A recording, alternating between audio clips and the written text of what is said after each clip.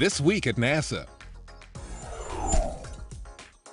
As the 1.7-mile-long asteroid 1998 QE2 began its relatively close flyby of Earth, telescope images were provided during a live broadcast from the Jet Propulsion Laboratory seen on NASA television and nasa.gov. Among the insight provided from asteroid experts at JPL and the Goldstone Deep Space Communications Complex, which used radar to track and image the asteroid, a discovery that QE2 has an orbiting moon about 600 meters wide. The program also featured NASA Administrator Charlie Bolden, who discussed the agency's role in keeping the planet safe from asteroids and other near-Earth objects. These are not national threats. These are global threats. That's why the asteroid strategy and the second segment of actually an effort to redirect an asteroid is so important. The May 31st QE2 flyby, some 3.6 million miles from Earth, is the asteroid's closest approach to our planet for at least the next 2 centuries. NASA Deputy Administrator Lori Garver participated in a We the Geeks Google Plus Hangout on the White House website. Garver and others who hung out discussed asteroid identification, characterization, resource utilization, and hazard mitigation. We need to not only understand them, but be able to go to them and learn how to manipulate them.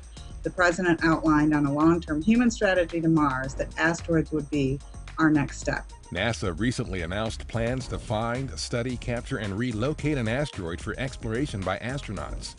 The Asteroid Initiative is a strategy to leverage human and robotic activities while accelerating efforts to improve detection and characterization of asteroids. Measurements taken by NASA's Mars Science Laboratory mission as it delivered the Curiosity rover to the Red Planet in 2012 are providing NASA the information it needs for designing systems to protect astronauts from radiation exposure on future deep space expeditions.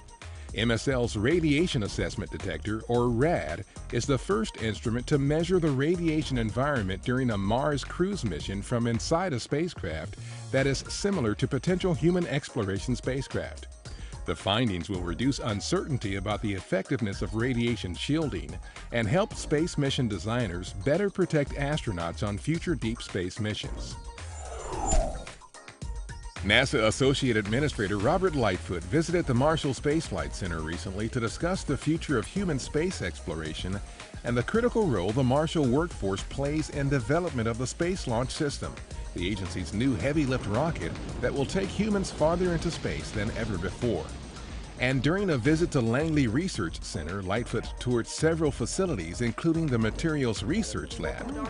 Langley and the agency are looking at additive manufacturing techniques as a way for astronauts in space to potentially create materials and parts needed for their spacecraft. Associate Administrator for Space Technology Mike Gazarek hosted a town hall meeting from NASA headquarters to provide agency employees with an overview of the new Space Technology Mission Directorate and discuss plans for the upcoming year. There are a number of technologies that could really help our industry if we, the government, could take some risk and show that the technologies can solve the problems that need to be solved. Those are tough challenges. That's kind of what we're about. The Space Technology Mission Directorate is responsible for developing the cross-cutting, pioneering new technologies and capabilities needed by the agency to achieve its current and future missions.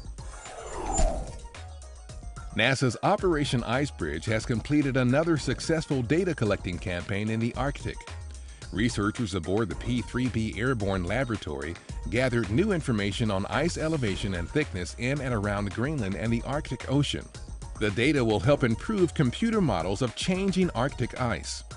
Managed by Goddard Space Flight Center, the 6-year Icebridge mission is bridging the gap between NASA's IceSat satellite, which stopped working in 2009, and IceSat-2, set to launch in 2016.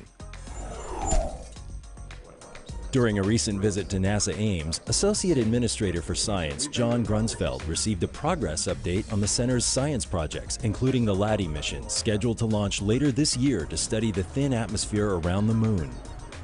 Grunsfeld was also a featured speaker at the Bay Area Maker Faire in nearby San Mateo, California. I'm here at Maker Faire, gave a short talk, but most of the time I'm walking around, watching people and looking at all the great stuff that's here. And it's almost overwhelming, even for an astronaut, that there's so many great ideas out there. The festival is a celebration of invention, creativity, and resourcefulness, where makers show off their inventions and share knowledge.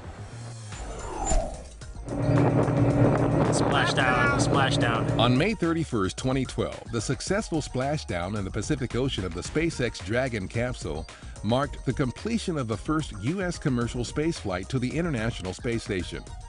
During the mission, Dragon demonstrated its ability to maneuver in orbit, safely approach the space station, and be grappled and berthed to the orbiting laboratory. Just over 4 months later, SpaceX again launched a Dragon, this time stocked with cargo, on CRS-1, the first ever commercial cargo resupply flight to the ISS. The flight signaled the return of America's capability to independently resupply the orbiting laboratory, a feat not achievable since the retirement of the space shuttle. And that's This Week at NASA. For more on these and other stories, or to follow us on Ustream, Flickr, and other social media, log on to www.nasa.gov.